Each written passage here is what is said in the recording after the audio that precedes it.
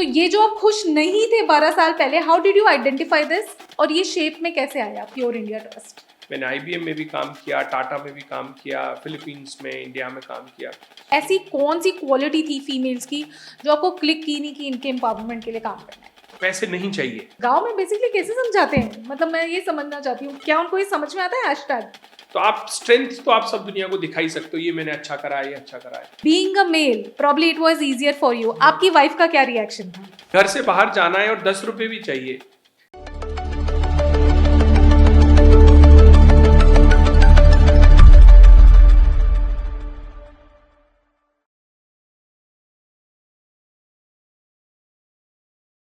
Namaskar Bharat, this is your host Smrati from the EST show and welcome to the Life Leader Club. जैसे कि मैंने कहा है कि यहाँ पे सिर्फ कहानियाँ नहीं होती हैं, यहाँ पे उनकी स्टोरीज होती हैं जो real life change makers and leaders हैं। आज के जो हमारे गेस्ट हैं, very honour to welcome him and मैं आपको ये बताना चाहती हूँ कि वो एक एक्स एक्सेंचर एम्प्लॉई हैं हु इज़ जस्ट, आपने स्टार्टअप्स की कहानी तो आईटी इंडस्ट्री में बहुत कुछ सुनी होगी, लेकिन हम एक स्टार्टअप की बात नहीं कर रहे हैं यहाँ पे, या हम वाकई में एक चेंज की बात कर रहे हैं। I am totally honoured to welcome Mr. Prashant Pal sir here with me on the EST show, who has raised up an NGO called Pure India Trust.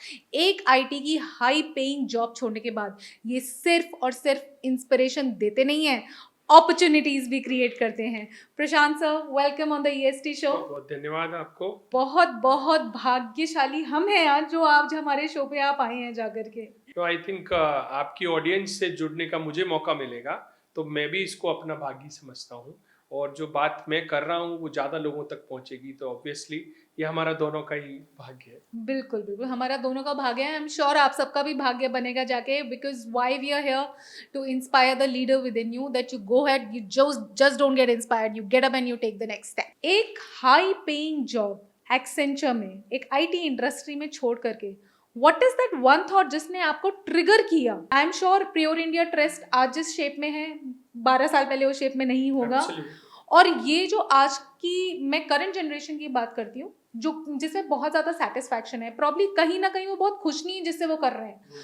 तो ये जो आप खुश नहीं थे 12 साल पहले, how did you identify this, और ये शेप में कैसे आया प्योर इंडिया ट्रस्ट? ऐसा नहीं कि एक दिन में कुछ अचानक ऐसा सपना आया हो और सब कुछ चेंज हो गया हो। बहुत लंबी थॉट प्रोसेस है इसके पीछे। कहीं ना कहीं एक तो मेरा बैकग्राउंड है, मैं एक रूरल बैकग्राउंड से आता हूँ, एक बहुत छोटे से गांव से आता हूँ जिसमें सभी कास्ट के लोग रहते हैं, SC ST OBC जनरल। तो मुझे कहीं ना कहीं हमेशा ऐसे ये लगता रहता था कि सब लोग इक्वल क्यों नहीं है। तो जबकि मुझे ऐसा जरूरी नहीं सोचना, मैं ठीक ठाक फैमिली से था, बट हमेशा ये रहता था कि कोई बहुत गरीब है, कोई के पास बहुत अच्छा पैसा है, किसी को खाने को नहीं है। तो ये एक चीज़ थी कि कहीं ना कहीं ऐसा मैं कुछ कर सकूं लोगों की लाइफ में चेंज करना। लेकिन ये कभी ऐसा इतना हिम्मत नहीं था कि आप नौकरी छोड़ दो। तो समहाउ अलग अलग डिसीजंस लिए, अलग अलग कॉर्पोरेट में गए, जैसा आपने बताया एक्सेंचर में जो मेरा लास्ट कॉर्पोरेट था। मैंने IBM में भी काम किया, टाटा में भी काम किया, फिलीपींस में, इंडिया में काम किया। लेकिन इस पूरा जर्नी में मैं ये सोशल सर्विस को हमेशा सोचता रहा। तो जहाँ मुझे वॉलंटियरिंग करने का मौका मिला मैंने किया। लेकिन इस दौरान, इस पूरे प्रोसेस में, जब आपको अगर याद हो 2009, 10, 11 में अन्ना हजारे मूवमेंट दिल्ली में चल रहा था, इंडिया अगेंस्ट करप्शन, उस दौरान मैं फिलीपींस में था। तो मुझे लगा कि शायद यही एक चीज़ है जो मुझे बहुत ज़्यादा इंजॉय करता हूँ मैं, जिसको, या मुझे लगता है कि फ्यूचर में मुझे यही करना चाहिए। और मैं इंडिया वापस आया। उसके बाद मैंने सोचा कि अब मुझे फ्यूचर में सिर्फ सोशल सर्विस ही करनी है, और वो क्या करनी है, कैसे करनी है, इस बारे में कुछ नहीं पता था। ये डिसीजन ले लिया कि कॉर्पोरेट छोड़ना है। तो मैं इंडिया आया 2012 में, 13 में प्योर इंडिया ट्रस्ट की शुरुआत करी। तो इस तरह से तो शुरुआत हुई थी। इसके बहुत सारे चैलेंजेस है जो हम आगे भी बात करेंगे। मैं एक लाइन में ये बता देता हूँ, आप of course high paid salaries जो आपको मिल रही है, और वो एक दिन आपको ना आए अगले महीने की 30 तारीख को, तो आपके लिए मुश्किल है। तो ये कैलकुलेशन जो है ना, इसको मैं बोलता हूँ कैलकुलेटिव रिस्क, जो मुझे 7 साल लगे एक्चुअली। 7 साल तक मैंने पूरा मैथमेटिक्स बिठाया कि जब मैं छोड़ूंगा तो कितने पैसे चाहिएंगे, बच्चों की फीस कहाँ से जाएगी, किराया कहाँ से जाएगा, अगर किसी ने ज्वाइन करा तो उसको सैलरी कैसे पे करेंगे। तो ये बहुत सारी कैलकुलेशन की और मैंने देखा कि 2 साल तक का मेरे पास अगर फ्यूल है तो मुझे नौकरी छोड़ना चाहिए, नहीं तो नहीं। और finally we took that step. Great sir. तो मुझे यहाँ से एक क्वेश्चन जो बिल्डअप हो रहा है, क्योंकि मैं अपनी ऑडियंस को बताना चाहूँगी, सर का जो प्योर इंडिया ट्रस्ट है, इनकी वेबसाइट है, लिंक्डइन पे बहुत अच्छा प्रोफाइल है, आप देखिएगा जा करके। तो सर यहाँ पे स्पेसिफिकली रूरल डेवलपमेंट में फीमेल्स के लिए काम किया है, जहाँ पे उन्हें एम्पावर किया है। इट्स नॉट दैट ज्ञान नहीं दिया है, उनको जाकर के एम्पावर किया है, मतलब उनके बिजनेस खुलवाए हैं, उनको ट्रेन किया है, औरतों को सक्षम बनाया है। और जब एक औरत सक्षम होती है तो कहते हैं कि पूरा गांव सक्षम हो जाता है। तो basically he is just not empowering one woman, he is probably empowering a village. तो मेरा सर से क्वेश्चन ये है, being a male probably it was easier for you, आपकी वाइफ का क्या रिएक्शन था? क्योंकि आपने 2 साल की कैलकुलेशन बिठाई और आपको सोशल सर्विस करना था और आपने वुमेन्स को एम्पावर किया, लेकिन आपकी वाइफ को घर चलाना था। तो वहाँ क्या हुआ? ये डेफिनेटली बहुत ही टफ, इसीलिए मुझे वो 6-7 साल लगे। क्योंकि यही था कि भाई मेरा पैशन है लेकिन घर कैसे चलेगा, ये सवाल हमेशा से था घर पर। और इसी उधेड़-बुन में हम लोग कई बार चर्चा करते रहते, लेकिन कभी ये नहीं था कि नहीं पैसे नहीं चाहिए, पैसे तो चाहिए ही चाहिए, बट हाँ मतलब कुछ करो लेकिन पैसे होने चाहिए थोड़े बहुत घर चलाने। तो सबसे पहले मैंने क्या किया, जो भी काम किया उस सबसे पहले मैंने मेरी वाइफ को ही एम्पावर किया। तो पहले उसको उद्यमी बनाया। तो हम जयपुर शिफ्ट हुए, जयपुर में मेरा घर है, उस घर को हमने एक मल्टी स्टोरी बिल्डिंग में कन्वर्ट किया। उसमें हमने हॉस्टल खोला, गर्ल्स हॉस्टल। मैंने बोला आप इसको चलाओ। So she started running the business, she started earning a decent money. उसके बाद मेरे को कमाने की जरूरत नहीं है, शी हैड मनी। तो घर उससे चलने लगा। तो वहां से शुरुआत हुई, उसके बाद फिर हमने बाकी समाज की महिलाओं को आगे बढ़ाया। मैं देख रही हूँ कितनी अच्छी बात सर ने बोली है कि पहले घर की लक्ष्मी को एम्पावर किया और उसके बाद हम बाहर निकलेंगे। तो ये बहुत बड़ा स्टेप है यहाँ पे कि कुछ भी काम करने से पहले, what I truly believe in, drive that leader with in. और हर चीज़ की शुरुआत घर से ही होती है। आप बाहर 10 चीज़ें सोच लें कि मैं ये कर लूँगा, ये कर लूँगा, ये कर लूँगा, लेकिन आपका घर अगर सही स्थिति में नहीं है तो आगे कदम रखना बहुत मुश्किल हो जाता है। डेफिनेटली नहीं कर सकते। 2-3 चीजें मैं अक्सर बोलता हूँ। एक तो अगर आपके घर में शांति नहीं है तो आप कुछ नहीं कर सकते। अगर आपको हेल्थ का कोई भी प्रॉब्लम है, इवन छोटा सा फीवर भी है आपको, तो भी आप कुछ नहीं कर सकते। और अगर आपके कोई कोर्ट केस चल रहे हो तो भी आप तो जिंदगी भी में आप कुछ नहीं कर सकते। ये तीनों चीजें अगर आपकी जिंदगी में सेट हैं तो आपके लिए sky is the limit. Beautiful. तो Prashant sir, tell me one thing, you have helped thousands of women, है ना, टू बिकम फाइनेंशियली इंडिपेंडेंट।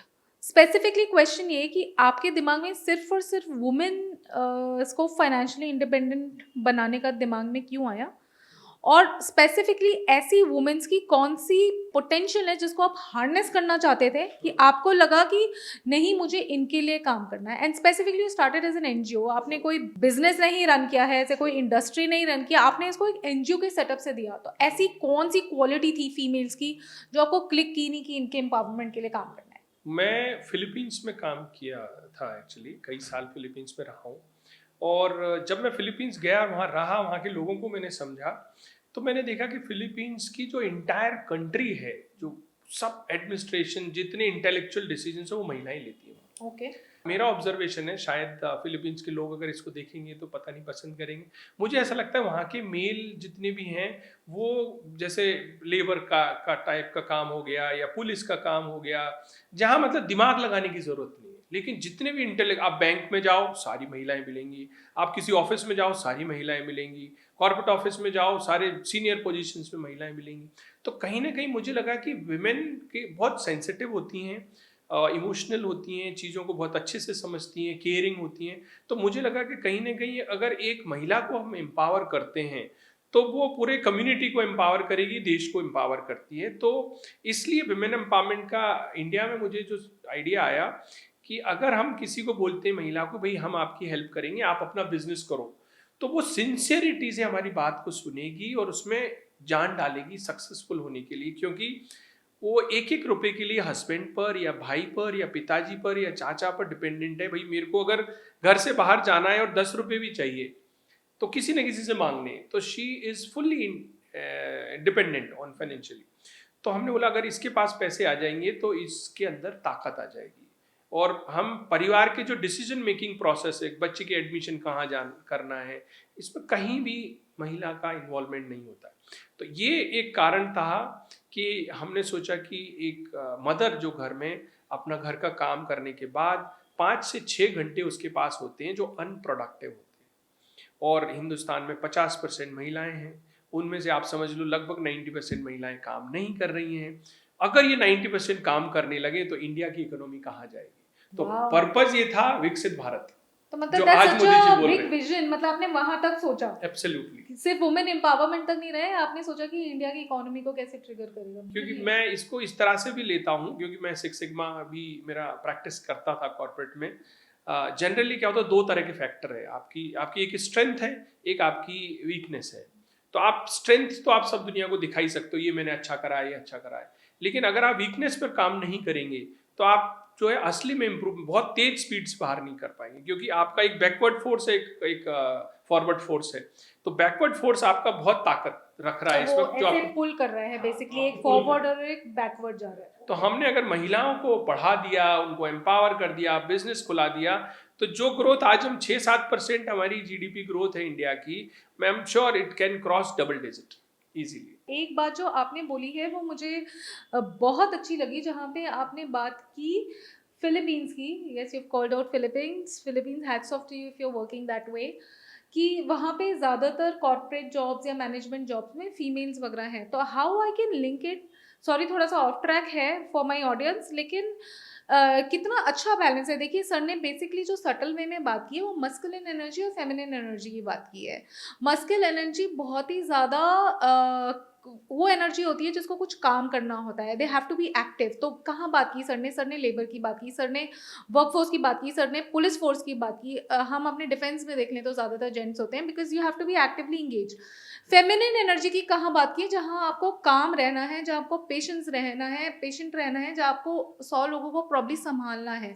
तो it is such a valid point कि बेसिकली काम वैसा किया जाए जो आपकी एनर्जीज के साथ इनलाइन होता है, वहाँ आप अच्छा भी कर पाएंगे, बेटर कर पाएंगे अपने, और शायद तब डिससेटिस्फैक्शन लेवल भी कम होता होगा, क्योंकि जो आप करना, जिसके लिए आप बने हैं बेसिकली आप वो कर रहे हैं। मतलब the whole concept finally link together, it is beautiful. मैं आपके उस प्रोफाइल में पढ़ रही थी and somewhere I got to know आपका जो हैशटैग है वो बहुत ही इंटरेस्टिंग है, माई विलेज माई बिजनेस।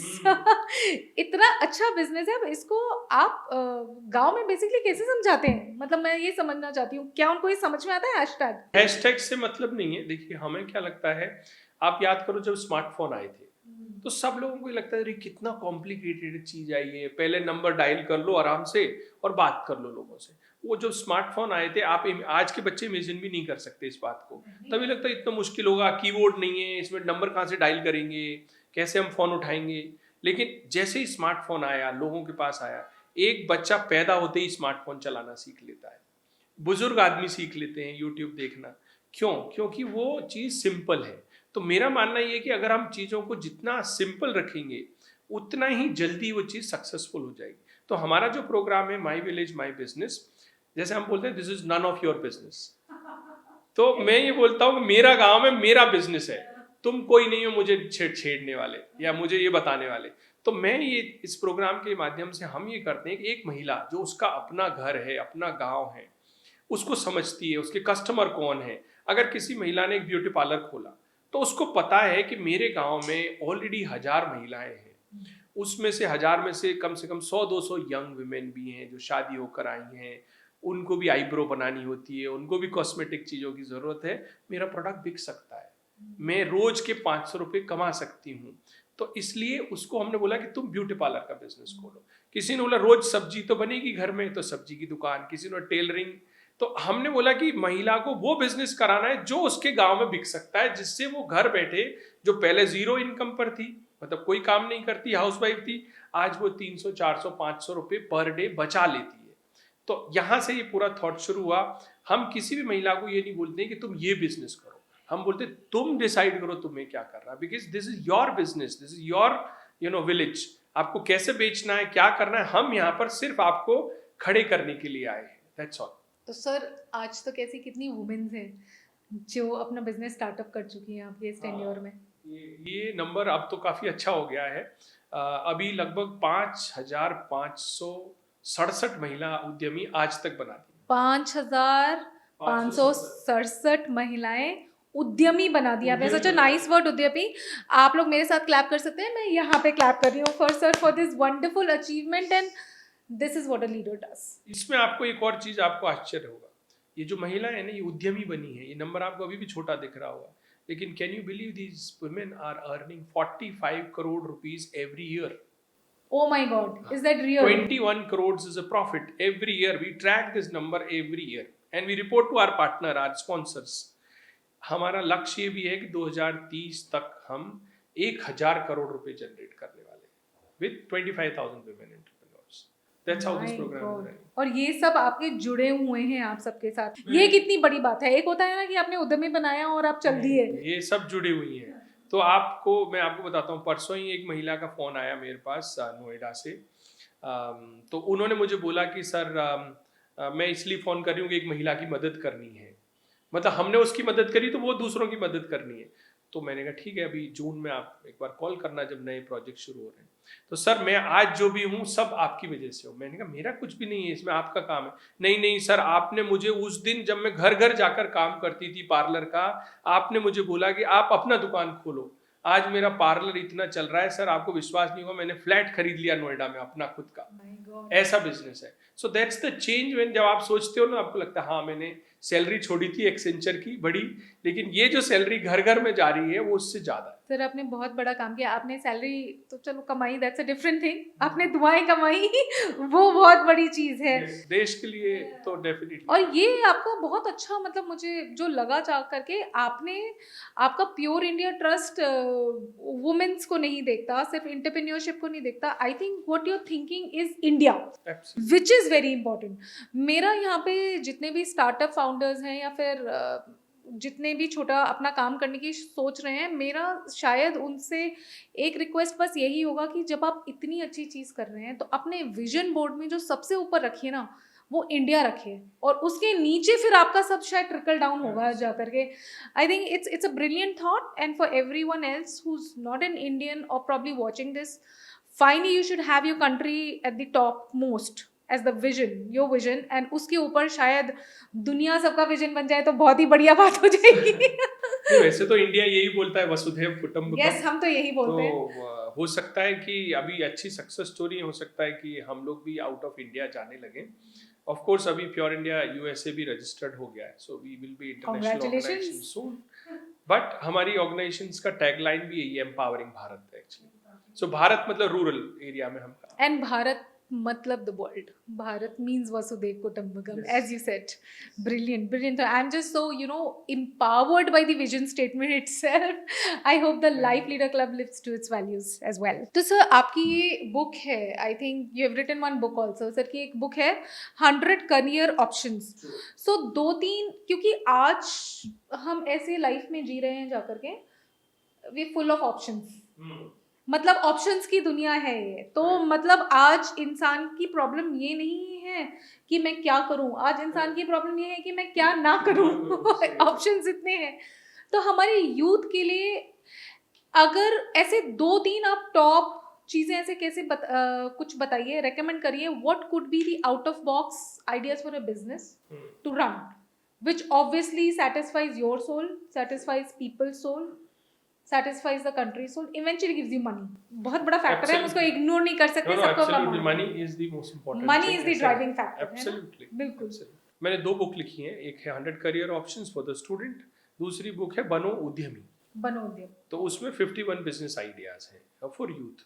तो एक चीज तो मैं ये बोलता हूँ यूथ के लिए स्पेशली कि भाई या स्टूडेंट को भी ले लीजिए या किसी के लिए भी एप्लीकेबल है, आपके अंदर क्या स्ट्रेंथ है, आपकी क्या आपकी एक्सपर्टीज है, सबसे पहले आप ये जानना शुरू करें। जिसके लिए आपको पैशन है, मतलब जिसको करने में आपको कोई थकान नहीं होती, जिसको आप अगर कोई उसके लिए पैसे नहीं पे कर रहा है ना आपको, तब भी वो काम करेंगे। जैसे कि आपको पॉडकास्ट करना है, आप इतनी दूर से चल कर आए हैं, आप ये काम कर रहे हैं क्योंकि ये आपका पैशन है। बहुत सारे लोगों का पैशन होता है साइकिलिंग करना, कोई पैसे नहीं है। बहुत सारे लोगों को ऊपर माउंटेन एवरेस्ट पर जाना है, कुछ और करना है, हर एक के अपने अपने पैशन है। तो उसको सबसे पहले तो ये आइडेंटिफाई करना है कि उसका पैशन क्या है। लोगों से कनेक्ट करना, podcast, specially people like you, I mean ये मेरा पैशन है, लेकिन मुझे इसे आइडेंटिफाई करने में बहुत टाइम लगा। तो जब हम स्टूडेंट्स की बात करें, उस लेवल पे करियर की बात करें, अगर मैं 20 साल पहले रोल बैक करूं, जब मैं 12th में थी तो मुझे वो दिख रहा था उस टाइम पे जो चल रहा था। उस टाइम पे या तो मुझे मेडिकल प्रोफेशन दिख रहा था या मुझे इंजीनियरिंग प्रोफेशन दिख रहा था, तो मैं इंजीनियर बन गई। और उस टाइम पे शायद इतनी चीजें नहीं थी कि पेरेंट्स आपको सही गाइड कर पाए, या फिर उस टाइम पे ये था कि you go in what's in, right, so that you earn money. तो उस टाइम पे अगर हम उस एज ग्रुप की बात करें, स्टूडेंट्स की बात करें, तो अपना पैशन आप आइडेंटिफाई कैसे करो? उस टाइम पे तो you are just flooded with so many things. So ये ही प्रॉब्लम हम सॉल्व करते हैं 100 करियर ऑप्शंस। अच्छा, ओके। एग्जैक्टली यही, क्योंकि आपको इतने टाइम बाद, मुझे भी 17 साल बाद समझ में आया कि मुझे सोशल सर्विस करना है। कहीं ना कहीं क्या होता है, जो आइडेंटिफिकेशन या उस समय पर आपके पास ऑप्शन क्या है आप वही सोचते हो। तो हम क्या करते हैं, स्कूल में जाते हैं और बच्चों से पूछते हैं भाई आपको क्या बनना है। जनरली हम कहते हैं क्या सब्जेक्ट लोगे आप, हम ये नहीं पूछकर हम बोलते हैं क्या बनना है, क्या अच्छा लगता है। वो बोले सर मुझे पायलट बनना है, मुझे पुलिस में जाना है, मुझे देश की सेवा करनी है। तो वहां से हम लोग इसकी शुरुआत करते हैं। अच्छा, देश की सेवा कौन कौन करते हैं, then we ask this question. तो ये मोटिवेशनल टॉक होता है स्कूल के अंदर, बच्चों के साथ वर्कशॉप करते हैं हम करियर गाइडेंस के टाइम पर। जब बच्चे खुद निकाल के आते हैं, सर मुझे खेलना बहुत पसंद, क्या खेलना पसंद है, कि मुझे क्रिकेट पसंद है। अच्छा, कोई गलती से भी कोई बुक पसंद है क्या? वो बोलता हाँ सर मुझे ना मैथ्स पसंद है, बाकी साइंस मुझे पसंद नहीं है। तो मैथ्स में अच्छा ठीक है, नंबर्स अच्छे लगते हैं, तो ठीक है आप क्रिकेट खेलो, आप स्पोर्ट्स एनालिटिक्स में जा सकते हो। आप जो है आप देखते हो जो क्रिकेट की स्क्रीन पर जो नंबर्स ग्राफ आप आते रहते हैं, बहुत सारा स्टैटिस्टिक्स हर क्रिकेट मैच के बैकग्राउंड में चलना पड़ता है। तो you can get into that career also. इसी तरह से अगर आपको साइंस पसंद है, स्पोर्ट्स पसंद है, आप फिजियोथेरेपिस्ट बन सकते हो, मेडिकल एडवाइजर बन सकते हो, योगा में जा सकते हो। तो ऐसी बहुत सारी चीजें। तो ऐसे हम क्या करते हैं, बच्चे से ऐसे प्रोवोकिंग क्वेश्चन पूछकर उनको ये हेल्प करते हैं कि क्या आपको पसंद हो सकता है, आपके क्या पैशन हो सकते हैं। और ये एक दिन की प्रोसेस नहीं है, इसमें कई महीने लगते हैं, कई साल भी लगते हैं। तो इस दौरान हम टीचर्स को भी हेल्प करते हैं कि आप भी उनको हेल्प करो आइडेंटिफाई करने में। तो कहीं ना कहीं पैशन जब उन्होंने ये आइडेंटिफाई कर लिया, उसके बाद हम उनको ऑप्शंस देते हैं कि अच्छा आपके पैशन में ये 10 20 30 करियर मैच हो रहे हैं। और जो बुक है उसमें QR कोड्स दिए हुए हैं, हिंदी में वीडियो, इंग्लिश में वीडियो, आप सिर्फ देखो और समझो। फिर हम 2 वीक बाद, 4 वीक बाद वापस स्कूल जाते हैं। तो आपको आश्चर्य होगा, जब हम प्री असेसमेंट करते हैं तो उसमें मैक्सिमम 10 से 15 करियर ऑप्शंस आते हैं 200 बच्चों के बीच में से। लेकिन वही जब 3 वीक के बाद हम वापस जाते हैं, जब हमने अपने करियर चार्ट लगा दिए, बुक दे दी होती है, वीडियोस देख ली होती है, हेल्पलाइन हो गया, हाउ मेनी करियर ऑप्शंस आते हैं? 300 प्लस करियर ऑप्शंस वही बच्चे देते हैं हमें। वो बच्चा पहले जो बोलता है ना मुझे पुलिस में जाना है, वो बोलता है मुझे IPS बनना है। पहले वो बोलता है मुझे सरकारी नौकरी चाहिए, वो बाद में बोलता है मुझे RAS ही बनना है। क्लैरिटी हुई, क्लैरिटी होती है क्लैरिटी हुई। तो उसके बाद फिर वो अपना सब्जेक्ट चूज करेगा, तो एक रात पाथ क्लियर हो जाता है उसका। Let me ask you one thing, बच्चे तो आजकल, आई टोटली अग्री कि बहुत इंटेलेक्चुअली साउंड है, बिकॉज क्योंकि हमारा ब्रेन डेवलपमेंट जब से हम हुए तब से होता ही जा रहा है, and because of the technology they are very much intellectually sound. आपको चैलेंज बच्चों की तरफ से ज्यादा आता है कि पेरेंट्स की तरफ से? थोड़ा सा अलग तरह की बात है, क्योंकि हम क्या सरकारी स्कूल के बच्चों के साथ ज्यादा काम करते हैं, तो पेरेंट्स तो होते ही नहीं है। सरकारी स्कूल के बच्चों के पेरेंट्स तो बेचारे मजदूरी करेंगे, अपना रोजी रोटी कमाएंगे, बस उतना ही उनकी जीवन में है। बच्चों के करियर, वो क्या पढ़ेंगे नहीं पढ़ेंगे, उनका कोई रोल नहीं। मैं खुद भी सरकारी स्कूल से पढ़ा हुआ हूँ, तो उनके लिए तो बस यही है कि बच्चा अगर कुछ टैलेंटेड है और उसके गुरु अगर अच्छे मिल गए और कुछ कर लिया ना, तो अपने आप वो आगे निकल जाएगा। मुझे लगता है ये सोच आपने बहुत बड़ी बात कह दी कि बच्चे में टैलेंट है तो वो अपने आप आगे निकल जाएगा। मुझे लगता है कहीं ना कहीं हमें ये सीखने की जरूरत है, ये थॉट हमें बताना पड़ेगा। एटलीस्ट जब टैलेंट है ना, तो उसको और शार्प करने के लिए हमें कोई मेंटर की जरूरत है उस वक्त। तो बहुत सारे बच्चे हैं जिनमें टैलेंट होता है लेकिन शार्प करने वाला कोई नहीं होता है। तो हमें वहाँ ये बुक काम आती है हमारी, और हम कोशिश करते हैं कि हेल्पलाइन है। और एक्सेंचर में आप जैसे हम FME यूज़ करते हैं, failure mode effect analysis, visual management tool use करते हैं। हम क्या करते हैं, 100 तरह के करियर की जानकारी स्कूल के अंदर ही पेस्ट कर देते हैं दीवार पर। तो बच्चा आप खेलते हुए भी देख सकता है, अच्छा बच्चन साहब का फोटो लगा हुआ है, मतलब मैं एक्टर कैसे बन सकता हूँ, he will get answer there. तो किसी से पूछने की जरूरत नहीं है उसको। तो इस तरह के कुछ सिंपल सॉल्यूशंस हमने किए हैं जिससे फायदा होता है बच्चों को। तो एक आपने 2 क्वेश्चन पूछे थे, मैं एक का आंसर है, दूसरे का आंसर ये है कि आपकी एक्सपर्टीज क्या है, दूसरा दुनिया को जरूरत क्या है।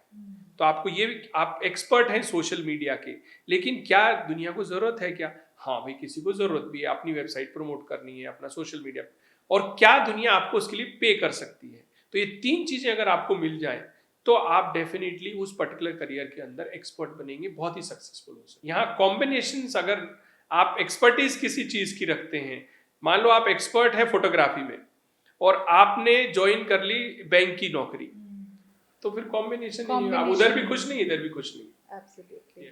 मतलब ये जो आपने क्लैरिटी की बात की, ये बहुत ही इंपॉर्टेंट थी, क्योंकि उस टाइम पे बहुत स्टक हो जाते हैं, मतलब mentally, and plus as I said कि इतने ऑप्शंस अवेलेबल हैं, उसमें से पिक करना कि मुझे एग्जैक्टली क्या चाहिए। अब जैसे बहुत अच्छी चीज़ थी कि सरकारी नौकरी, उसको टिपिकली पॉइंट आउट कर देना कि नहीं ये करना है सरकारी में, मुझे रेवेन्यू सर्विसेज पसंद है, हाँ। मुझे यहाँ जाना है। तो आई थिंक वो क्लैरिटी मिल जाती है, तो आप खुद उस चीज़ पे काम करने लग जाते हो जाकर के। सर, आपके अच्छे प्रोजेक्ट्स चल रहे हैं, काफ़ी लार्ज स्केल पे चल रहे हैं, because you are running an NGO, how do you fund these? इनका फंडिंग का क्या मतलब, I am just asking from a perspective कि कोई और, बिकॉज बहुत ही थॉट प्रोवोकिंग जनरेशन है आज की, और ऐसा मैं अपने खुद के ही रिलेटिव्स के बच्चों से बात कर चुकी हूँ जिनके आइडियाज बहुत ब्रिलियंट हैं, लेकिन उस टाइम पे उनको कुछ शुरू करना है, अब नाउ उनको तो कुछ भी नहीं पता फंडिंग के बारे में, या हम कुछ करना चाहते हैं तो फाइनली घर का पैसा लगाएं या पैसा कहीं से इन्वेस्टर से लिया जा सकता है, ऐसे तो फिर आप कैसे इसको करते हैं, what is the simplest way to start?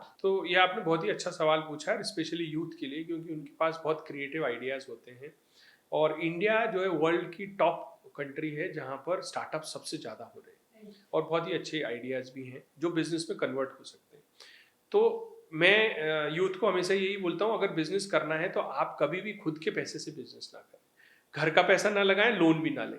आप हमेशा वेंचर कैपिटलिस्ट ढूंढें, वीसीज ढूंढें जो आपके ऊपर पैसे लगा सकते हैं, आपके आइडिया के ऊपर। उससे क्या होगा, उनका स्टेक भी रहेगा, तो अगर लॉस हुआ तो उनका भी लॉस, फायदा हुआ तो उनका भी फायदा। तो इससे क्या होगा, एक तो आपको मेंटर मिल जाएगा, पैसे भी देंगे वो और आपकी मेंटरिंग, मतलब क्योंकि उन्होंने अगर आपके पास मान लो 1 लाख रुपए लगा दिए, तो वो ये चाहेंगे कि आप फेल नहीं होने चाहिए। जैसे हम महिला के ऊपर जब 15,000 रुपये लगाते हैं ना कि उसका बिजनेस खुलवाते हैं, तो हम ये इंश्योर करते हैं कि हमारा 15,000 रुपये फेल नहीं हो जाए। तो इसलिए हमारी आज सक्सेस रेट 98% है। तो वही चीज़ वीसी करता है यूथ के लिए कि आपको अपने जहाँ भी आप पैसे लगा रहे हैं, तो पहले तो आपका आइडिया बहुत अच्छा होना चाहिए, उसको रिफाइन करना चाहिए, फिर आप लोगों के साथ शेयर करें, उसमें बिल्कुल शर्माए नहीं। बहुत सारे लोग ये सोच रहे मेरा आइडिया कोई कॉपी कर लेगा, आपका आइडिया ऑलरेडी 10 लोग पहले लेके घूम रहे होते हैं। आई थिंक कॉपी से ज्यादा शर्म है। हाँ, शर्म भी है इसको कि इसको लेके कैसे जाएं आगे। नहीं, शर्म आई थिंक वो एक्सपोजर भी बोलेंगे, इसको शर्म नहीं बोलेंगे, एक्सपोजर। देखिए आजकल CSR इतनी जबरदस्त चीज है जिसको पता नहीं है, कॉर्पोरेट सोशल रिस्पॉन्सिबिलिटी, जिसमें 2% of the net profit her company को देना ही देना है समाज सेवा के लिए या स्टार्टअप्स के लिए। और इसका टोटल अमाउंट एनुअली अगर आप काउंट करें, पूरे साल में हिंदुस्तान में लगभग 50,000 करोड़ रुपए हर साल अवेलेबल है लोगों के लिए, और लोगों को पता नहीं है। लोगों को पता नहीं है, जिनको पता है वो ले रहे हैं। कोई भी कॉर्पोरेट जिसका नेट प्रॉफिट 5 करोड़ रुपए है, उसको अपने नेट प्रॉफिट का 2% देना है। कोई भी कॉर्पोरेट जिसका टर्नओवर 500 करोड़ है या उसकी नेटवर्थ 1,000 करोड़ है, इन तीनों में से किसी क्राइटेरिया में भी कोई कॉर्पोरेट है, तो उसको अपने प्रॉफिट का नेट 2% देना ही देना है। तो एक तो वो फंड्स अवेलेबल है। अब उस फंड्स को एनजीओ तो कभी भी ले सकता है, उस 50,000 करोड़ में भी 10 करोड़ रुपए लेता हूँ हर साल मिनिमम, ज्यादा भी हो जाता है। तो ऐसे ही, लेकिन स्टार्टअप कैसे ले सकते हैं? स्टार्टअप को क्या करना है, किसी न किसी इंक्यूबेशन सेंटर का हिस्सा बनना है। तो हर इंजीनियरिंग कॉलेज में या आईटी कॉलेज में, एमबीए कॉलेज में इंक्यूबेशन सेंटर्स होते हैं। Even if you are not part of the college, you can go and register your business. आपने वहां रजिस्टर करा तो सरकार की कई स्कीम्स हैं, CSR की स्कीम्स हैं, जिनसे इंक्यूबेशन सेंटर को पैसा मिल सकता है। इंक्यूबेशन सेंटर के माध्यम से आपके बिजनेस आइडिया को टेस्ट करने के लिए, ट्राई करने के लिए आपको फंड मिल सकता है। सो मैं ये मानता हूँ फंड की कोई कमी नहीं है। कमी है तो सिर्फ इच्छा शक्ति की, कमी है तो एक प्रॉपर So टीम the की, funds कमी है are तो out proper there, exposure. folks, for the ladies and the youth. Go out and explore your options. Sir मैंने तो इधर लिखा था कि you have guided more than 6,000 students and 4,500 women empowered. लेकिन मुझे लगता है मेरे नंबर्स में गलती है ये नंबर्स ये कुछ ज्यादा है, आपने मेरे को काफी अभी 55,000 का फिगर बताया approximately. So those are the students. Those are the students who have undergone our career guidance. Students कब आए आपकी स्टोरी में? वुमेन एम्पावरमेंट करते करते स्टूडेंट्स आपकी स्टोरी में कब आए? क्या हुआ, जब कॉर्पोरेट छोड़ा था सबसे पहले हमको कुछ आता तो था नहीं, क्योंकि हमें तो कॉर्पोरेट आता था। क्या करें, सबसे आसान काम होता है किसी की सर्विस करनी है, स्कूल में चले जाओ। तो वो स्कूलों में जाने, सबसे पहले हम स्कूलों में ही जाते थे, उसके बाद हमने करियर गाइडेंस शुरू किया। लेकिन जब करियर गाइडेंस करते करते कोविड आ गया तो घर से बाहर नहीं जा सकते। उस दौरान फिर ये विमेन एंटरप्रेन्योरशिप का काम आया कि महिलाओं को उद्यमी बनाए। तो उनको जब हम काम करने लगे तो स्कूल तो बंद हो गए, तो करियर का काम बंद हो गया। यहाँ हम लोगों ने एक्सेल करा। तो हुआ ये कि ये वाला प्रोग्राम लोगों को इतना पसंद आ रहा है, कॉर्पोरेट को। ये एक एलोपैथिक दवा है, विमेन एंटरप्रेन्योरशिप, और करियर गाइडेंस आयुर्वेदिक है। मतलब आज दवा लो, मतलब आज करियर गाइड करो, 20 साल बाद उसका इम्पैक्ट आएगा। लेकिन महिला को आज दुकान खुलवाई, शाम को ही 100 रुपए कमा लेगी। तो इम्पैक्ट, कॉर्पोरेट को इम्पैक्ट बहुत जल्दी है। तो इसलिए विमेन एंटरप्रेन्योरशिप प्रोग्राम ज्यादा सक्सेसफुल है हमारा। करियर गाइडेंस डेफिनेटली, इसका एक रिपल इफेक्ट बहुत बड़ा है। मैं आपको बताता हूँ, जब ये बुक हमने पब्लिश की, बहुत सारे जगह सेशंस किए, तो बहुत सारे लोगों को पता चला। तो अभी पिछले साल राजस्थान सरकार ने एक करियर डे सेलिब्रेट करते हैं विवेकानंद जी की जयंती पर 12 जनवरी को, और उन्होंने अक्रॉस राजस्थान सेम डे लगभग 17 लाख बच्चों को करियर गाइडेंस के लिए एक प्रोग्राम रखा। 17 लाख बच्चों राजस्थान से। तो उसका कीनोट स्पीकर मैं ही था सरकार के साथ। तो मेरी बात सब तक पहुंची, और जो बुक 100 करियर ऑप्शंस की जो बुक है, उसका कंटेंट का एक छोटा वर्जन हर स्कूल में पहुंच चुका है। तो इनडायरेक्टली आप देखोगे मैं 50,000 ही बोल रहा हूँ, लेकिन 17 लाख बच्चों तक करियर गाइड तक पहुंच चुकी है। तो वो इम्पैक्ट सरकार के साथ बहुत आसानी से बहुत बड़ा हो गया। बिल्कुल, मतलब सरकार का रोल एक्चुअली तभी होता है। मेरा भी एक थॉट प्रोसेस है, जब भी मैं बात करती हूँ, कुछ स्कूल्स या कॉलेजेस में जाती हूँ, आई फील कि चेंज वहाँ पे आना ज़रूरी है। मैं इंडिविजुअल लेवल पे यहाँ कुछ कर रही हूँ, है ना, कुछ लीडर्स हैं जो बात कर रहे हैं, आपका विजन इम्पैक्ट होगा, सर अपने लेवल पे कर रहे हैं, लेकिन जो ग्रैंड स्केल इम्पैक्ट होता है, that has to come through the authorities who are there. जब पूरे स्कूल्स में वो चीज़ बदल जाएगी, तब देश बदल जाएगा। जब पूरी वुमेन्स एम्पावर हो जाएंगी, तब हम इमेजिन कर सकते हैं कि क्या होगा। और उस चेंज को ड्राइव कौन करेगा? उस चेंज को ड्राइव हमारी सरकार करेगी जा करके। And I believe it's very much possible, क्योंकि मुझे याद है जब हम कोविड में रातों रात ऑनलाइन जा सकते हैं, सब कुछ वर्क फ्रॉम हो सकता है, तो ह्यूमन कैपेबिलिटी में कमी नहीं है। सर सेड कमी इच्छा शक्ति में आती है जाकर की, कैपेबिलिटी में कोई कमी नहीं है। Beautiful sir. तो सर लास्ट में यही है कि अगर आपसे कोई कनेक्ट करना चाहे, हालांकि सर लिंक्डइन पे, इंस्टा पे, लिंक्डइन में sir is very active, you can connect with him, लेकिन डायरेक्टली कोई ऐसा मोड है कि कोई आपसे कनेक्ट करना चाहे, आपसे गाइडेंस लेना चाहे, तो फिर कैसे कर सकते हैं? बहुत आसान तरीका है। प्योर इंडिया की वेबसाइट है pureindia.org, उस पर कोई भी जाएगा, उस पर नंबर भी दे रखा है, उसमें एक फॉर्म भी दे रखा है जो मैं खुद ही हैंडल करता हूँ। ऐसा नहीं है कि मैं कोई भी क्वेरी है उसको किसी और को छोड़ दूँ। तो कभी भी वेबसाइट पर जाकर तो कर ही सकते हैं। बाकी सभी सोशल मीडिया प्लेटफॉर्म्स पर, लिंक्डइन पर मैं हूँ। तो अगर किसी का भी कोई मैसेज आता है तो मैं कोशिश करता हूँ, अगर मीनिंगफुल कुछ क्वेश्चन किसी ने भी पूछा है, 100% मैं जवाब देता हूँ। अगर किसी ने बस ऐसे ही पूछा सर हमको फंड दिला दो, तो फिर मैं बोला ये तो बहुत कॉमन सवाल है। तो मतलब ये कि आप थोड़ा सा प्री वर्क करके आइए। If there is a question, it should be clarity in it, थोड़ा सा आपका थॉट उसमें गया हो, आप क्या करना चाहते हैं, आपका थोड़ा सा उसमें लगना चाहिए कि आपने सिंसियरिटी से सवाल पूछा है। जी जी जी, बहुत। तो हम इसका जो है, सर ने तो बता ही दिया, लेकिन हम जो सर की वेबसाइट का लिंक है उसको डिस्क्रिप्शन में भी डाल देंगे। बहुत ही ब्यूटीफुल कॉन्वर्सेशन रहा है। जिन्होंने भी सुना है, आई वुड रिक्वेस्ट प्लीज़ इसको आगे फॉरवर्ड करें। जब हम ऐसी बातें करते हैं तो इनका रिपल इफेक्ट होता है, एक वाइब्रेशन होती है जो सब जगह फैलती है, and let me tell you, उस वाइब्रेशन का 10% भी इम्पैक्ट होगा ना तो भी दुनिया बदल जाती है। Absolutely. So make sure you share it as much as possible. Do subscribe to the channel and go ahead. There are ample opportunities available, ample money available. What you need is your willpower. Prashant sir, Thank thank you you so so much. much. Really It has appreciate been a wonderful experience. Thank you. it. Thank you.